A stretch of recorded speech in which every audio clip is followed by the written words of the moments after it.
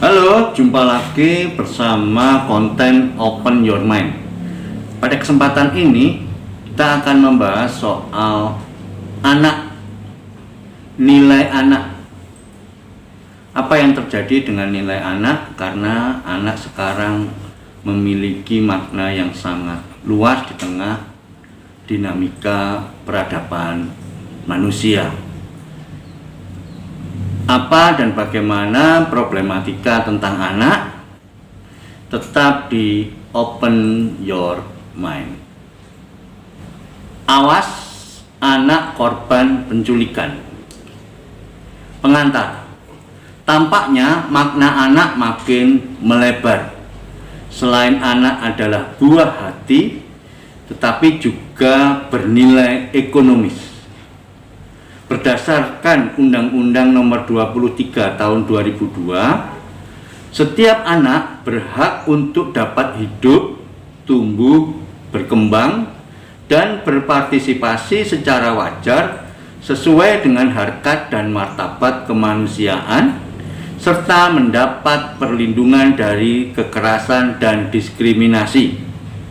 Setiap anak berhak atas suatu nama sebagai identitas diri dan status kewarganegaraan. Pendahuluan.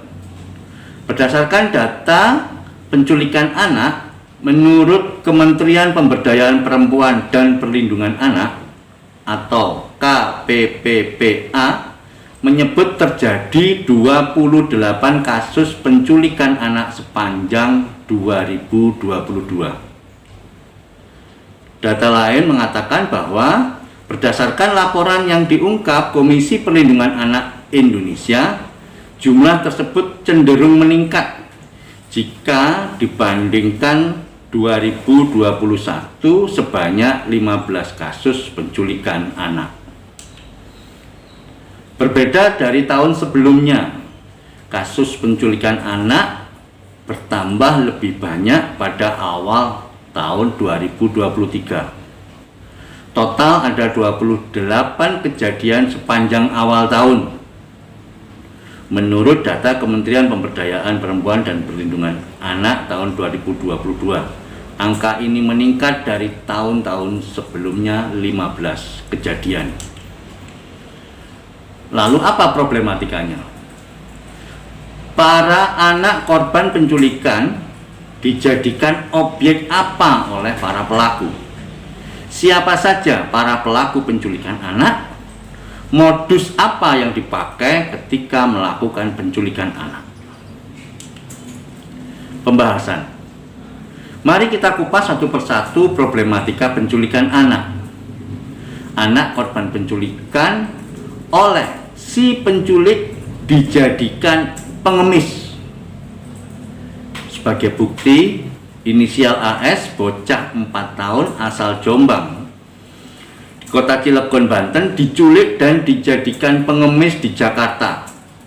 Pelaku adalah Herdiansah, 32 tahun, yang tercatat sebagai warga Lampung. Selain dijadikan pengemis, anak korban penculikan dijadikan alat untuk meminta uang tebusan, seperti berikut ini. Polres Bogor, Jawa Barat mengungkap kasus rekayasa penculikan anak yang dilakukan seorang ibu berinisial Y di daerah Kabupaten Bogor, meminta uang tebusan sebanyak 45 juta rupiah.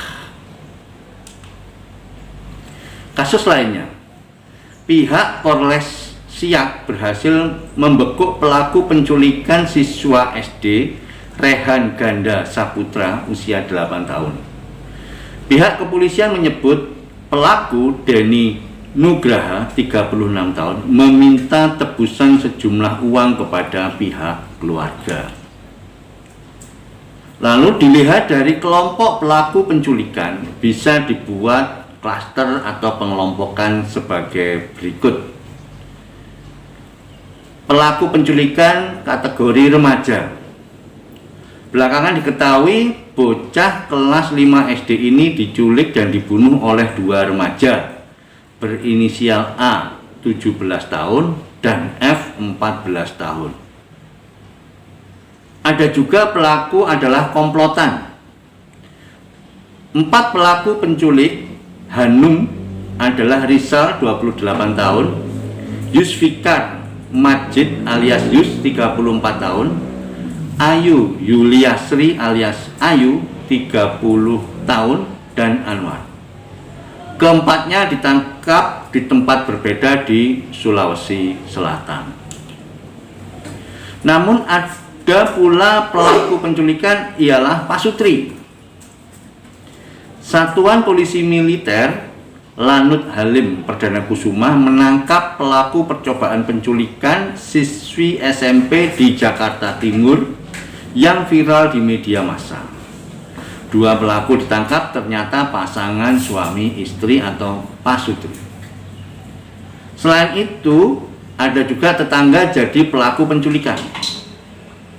Polisi menangkap Pak Sutri berinisial SM 41 tahun dan SD 27 tahun terkait kasus penculikan di Tambora, Jakarta Barat. SM dan SD ditangkap setelah menculik bayi tetangganya yang masih berumur 6 bulan. Lalu modus apa saja yang dipakai saat penculikan?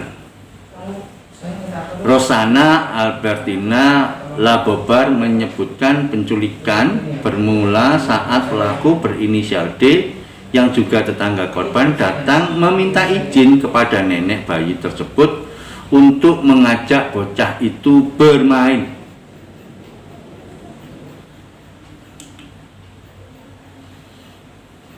Itulah beberapa modus yang dipakai oleh para penculik. Sehingga banyak hal, banyak aspek yang bisa dapat kita cermati dari kasus ini. Lalu bagian solusi. Upaya sederhana dapat dilakukan oleh orang tua, keluarga, maupun sanak saudara untuk mengantisipasi anak agar tidak jadi korban penculikan. Ada beberapa hal sederhana seperti di bawah ini. Anak selalu dijaga di dekat Anda, terutama di tempat umum. Apabila berjalan di keramaian, sebaiknya digendong ketika anak masih kecil. Untuk anak yang sudah agak besar, selalu digandeng dan jangan sampai terpisah. Ketika di transportasi umum, Anda harus duduk terpisah dari anak, tetapi utarakan permintaan Anda untuk menukar tempat duduk agar berdampingan dengan anak Anda, atau meminta pengertian dari penumpang lain agar Anda dan anak bisa duduk bersebelahan. Ajarkan anak untuk waspada, terlebih mengenal siapa orang asing. Buat bahasa isyarat seperti mencengkram bahu kanan, yang berarti ia harus waspada dan tidak boleh sembarangan berinteraksi dengan orang yang ada di dekatnya. Jangan menitipkan anak. Diupayakan seribet apapun hal yang harus Anda lakukan, seperti membawa tas, membawa kantong belanjaan, mencari dompet, atau bertelepon. Jangan pernah titipkan anak Anda kepada orang lain, terlebih yang tidak Anda kenal. Berteriak. Kadangkala orang lain akan menganggap bahwa upaya penculikan dengan modus sandiwara tersebut sebagai sebuah pertengkaran keluarga, sehingga enggan ikut campur. Tetapi berteriaklah minta tolong sekencang mungkin.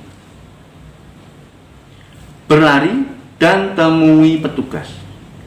Bila ada kondisi buruk, segeralah berlari dan temui petugas untuk membantu Anda. Simpulan, anak makin bernilai ekonomis bagi orang-orang tertentu. Maka beragam cara dilakukan untuk mendapatkan, bahkan merampas anak dari dekapan orang tua. Maka kewaspadaan perlu makin ditingkatkan. Tetapi ingat, terus mengedukasi anak agar makin waspada, agar memiliki kultur baru, demi wawasan keamanan lebih meningkat. Itu tadi kupasan soal anak. Bagaimana kita perlu mewaspadai orang-orang di sekitar anak kita, anak Anda, dan kita perlu terus menjaga diri. Semoga bermanfaat. Tetap open your mind. Salam Nusantara.